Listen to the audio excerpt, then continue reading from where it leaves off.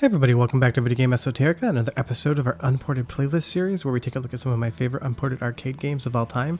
Today I have a really fun one for you guys. It's Mazan Flash of the Blade.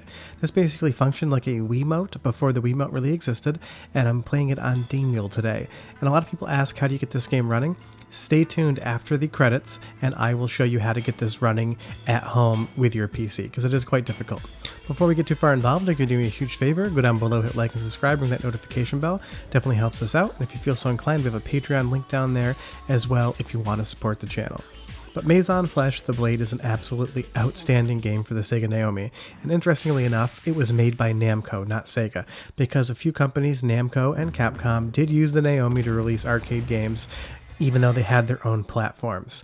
I've never actually seen this in arcades. I've talked to a few people that have, and I've seen some photos of the cabinet. I will link a photo in the description below because you have to see how huge it is. But basically how this function was, you held a large plastic sword in like a half hoop. It looked like a horseshoe.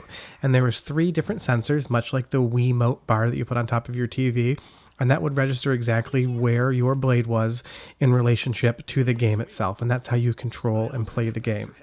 Now this game, it's a little bit confusing as to exactly how it released, because there's listings for Mazan being running on a single Naomi board or on the Naomi multi-board setup, because the Sega Naomi could have more than one motherboard working in tandem, up to 16 total, to increase the processing power. And Mazan has some visual effects that I'll point out later that will look beyond what a standard Naomi could do. So I think it's running on the multi-board, but I'm not 100% sure on that. So if you know, leave a comment down below. But as far as the gameplay is concerned, you can see I have the sword up on screen, and this game is incredibly deep for being a game that feels like it should just be a gimmick. How it functions is, all you need to do is move your hand back and forth, and your blade is going to follow that. But where it gets deep is there's a large parry system. If you can stop your opponent's blade and then quickly flick in the direction that strike came from, what's going to happen is you're actually going to stagger them, and they're not going to be able to attack as easily as they would, and that's going to allow you to get a power strike in. And you can see when I do a poor job of it, I'm only nicking the opponent's health off ever so slightly. Now, as far as, like I said, the graphics are concerned in this game, I think it looks absolutely beautiful and beyond what something like a PlayStation 2 could do. The art design is incredible, the enemy design is amazing, and it's just a really fun game to look at. All these classic Japanese, like, mythological horror monsters, it's pulling a lot from that mythology. And it just looks and sounds and plays incredible. Now, are you ever going to see this in arcade again? I would be shocked if you ever encounter a Mazan cabinet. One, they were very tricky to set up. There's 3 different I/O boards that are all handling the different sensors for that blade. There's the Naomi, maybe a multi-board, we're not quite sure, and then the large cabinet. And you'll see here we enter Berserker mode. It just automatically happens at certain parts in the game, and then any stab or thrust to an opponent, it's going to automatically kill them. So it's kind of like a score attack mode. But I love the visuals, how the screen kind of goes into that inverted color. I love the skeletons.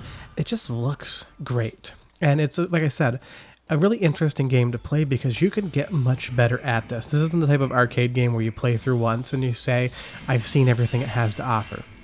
Actually getting better at Mazan takes a lot of practice and a lot of timing, and in some ways it almost plays like a rhythm game because there is a lot of rhythm to the combat, how you move your arm versus your opponent's strikes, and being better at that as time goes on is going to make the game not just easier, but it's going to have a really nice flow to it.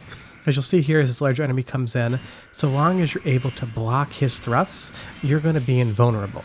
But you will see I took some damage there, and that's because I didn't do a great job. And I will say that the continue screen is awesome. It basically just takes a static image of the background, and when you continue, you cut through it, and the game is actually still playing behind. And this game has a ton of different transparency effects, and that's why I think it might be running on the Naomi multi-board, because it pulls off some visual tricks that I've never seen before.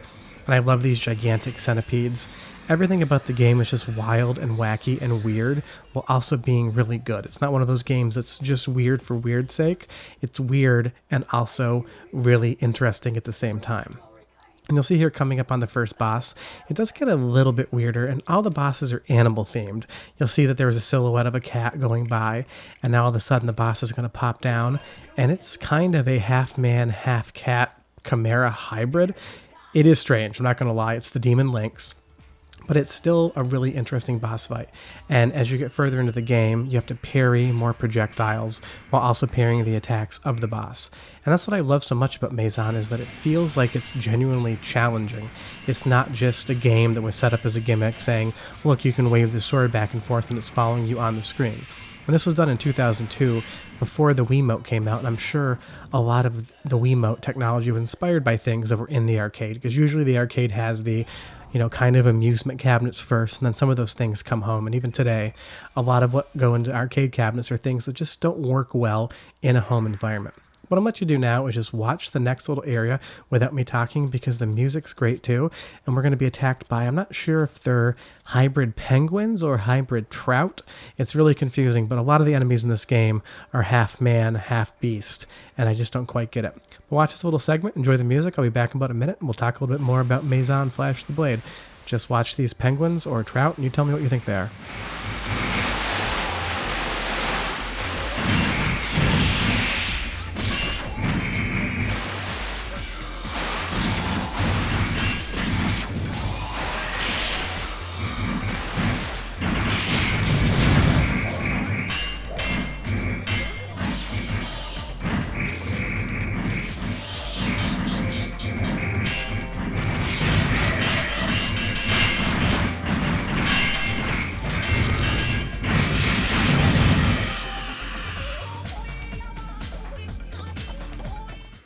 I absolutely love the soundtrack to this game. It's got that really nice taiko drum jazz beat going on to it.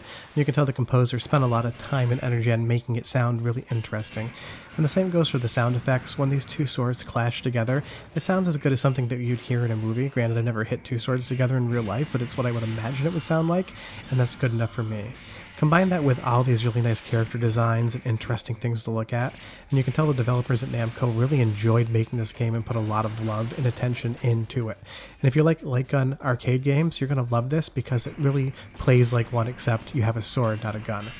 And you'll see here, as I mentioned earlier, they're pulling off a lot of interesting visual effects with the Naomi hardware. These enemies are transparent and they're bending the light around them up until the point that they become more opaque and you can actually hit them. And I'm not sure, like I said, if this could be running on the Naomi multi-board setup. They may have released more than one version of this. Information online is very scarce. But if this is just running on a standard Naomi, the developers at Namco did an amazing job getting it to do that. And now moving on to Area 9, we're in the Spider's Lair, and if you've ever watched my channel before, you'll have heard me say a couple of disparaging things about spiders, so getting to hit them with a sword is definitely fun for me. But this is what I love about Mazan, is each area feels unique. They don't recycle that many enemies too often. Kind of the skeleton guards with the pikes or the swords are the main enemy you're going to be fighting through the entire game, but each stage has something new and unique to show you, whether it's the enemies you're fighting or whether it's the boss. There's even a little bit of tongue-in-cheek humor. Now, the dialogue is terrible in this game, like pretty much every Japanese arcade game ever outside of the Ocean Hunter. The narration is just pretty poor, but that kind of lends itself to being fun in its own right, because it's something we're all used to. Japanese games in the 90s and early 2000s, the voice acting was just not good whatsoever. But again, with another boss, it gets harder as you go on, because before, with the cat boss, you were just parrying two hands. Now you have 6 different arachnid legs that you need to deal with, and sometimes there's going to be more than one coming out in quick succession. So the game is telling you need to get better at parrying as you play. But like I said, I can't recommend this game highly enough. You can play it with a Wiimote. It is extremely difficult to set up. I prefer playing it with a mouse because as you move your hand back and forth, it really does give you that sensation of moving a sword in real time. Now, if you do want to buy one of these cabinets, I've seen them for sale. They're actually weirdly not the hardest thing to find on the resale market, but they are extremely expensive. You're talking $2,000 to $3,000. And if you've never set up arcade cabinets, if you don't have a lot of technical knowledge of the boards, it's going to be extremely difficult to maintain because this has 3 different I/O boards going into it. It's got a full sensor array. It's just not something that's easy. So I highly recommend you emulate this. I'm doing it on Demule, however you want to pronounce it. and it works fine for me.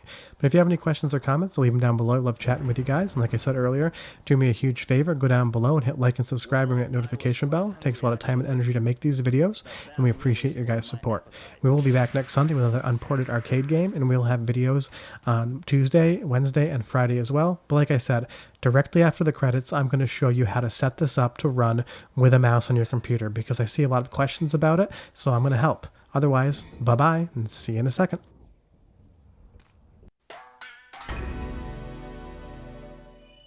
Swordsman. So to get the controls working in Mazan on Demule, you have to wait for the game to start, and then you're going to press the C button, which is the default JVS test menu. You don't want to go into the Naomi test menu, you want to be in the JVS test menu. And then you're going to see IO test. You need to select exit to get to the menu where we're going to set the mouse control up to be able to run as an emulator. You're going to see if we do test, everything is working normally. That's because I've already calibrated. But now I'm going to show you how to calibrate that. We're going to go to sword adjustment, and you're going to mouse over the colored box. I've got mouse cursor recording turned off, but you just hold the left mouse click for 5 seconds, and then you're going to move the mouse to each corresponding colored box. This is just going to calibrate the amount of movement it takes to move the sword from any direction in the screen. Once this is calibrated, it's going to bring up the sword so that you can test it. And this information isn't really easy to find online. That's why I'm leaving it here. If you have more questions about how to get this working on your computer, please let me know. But you'll see after we've calibrated it right there, everything is moving as it expected to be. And as I do the sensor test and hold down the left cursor to get the sword up, you can see I've got full control. But any questions, leave them below. I'm happy to help you. Thanks for watching the tutorial. Bye-bye.